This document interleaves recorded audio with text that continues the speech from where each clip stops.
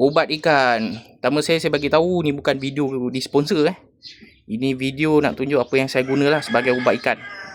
Pertama sekali saya ada Escan yang satu dengan garam biru. Ni garam biru saya dah lupa dah jenama apa. Saya rasa anda pergi kedai ikan ataupun Shopee beli garam biru apa, tak kisah, sebab garam biru ni langkah terakhir lah. Memang jarang guna dah.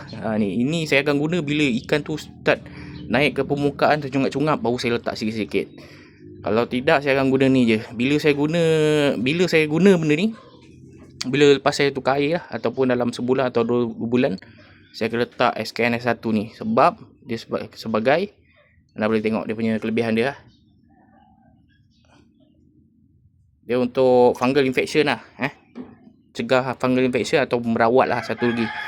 Biasa orang tengok ikan dia sakit, ada mata dia macam ada putih-putih ataupun badan dia ada white spot, nak boleh guna ni. Kalau anda tak ada daun ketapang lah, ataupun ada cara lain daripada apa, pembela ikan lain, ada ubat lain ke, anda boleh try lah. Tapi ni saya punya biasa saya guna lah. Saya letak, tapi saya letak ni sikit-sikit je. Anda boleh tengok kat tangan saya ni. Ni hijau-hijau ni. Benda ni lama lah lusuh. Memang selalu saya guna. Ni antara sebab saya letak sikit-sikit.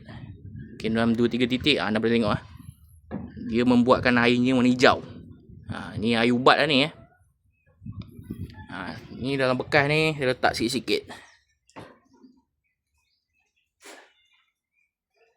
Okay, dalam 5 titik ke macam tu. 5 titik dan ke bawah ke, ataupun nak lebih sikit pun boleh. Tapi saya tak letak banyak lah sebab dia hijau nanti. Kat akuarium pun boleh.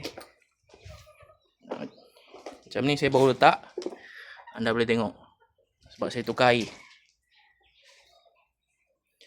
Kalau sabar. Okay, geng.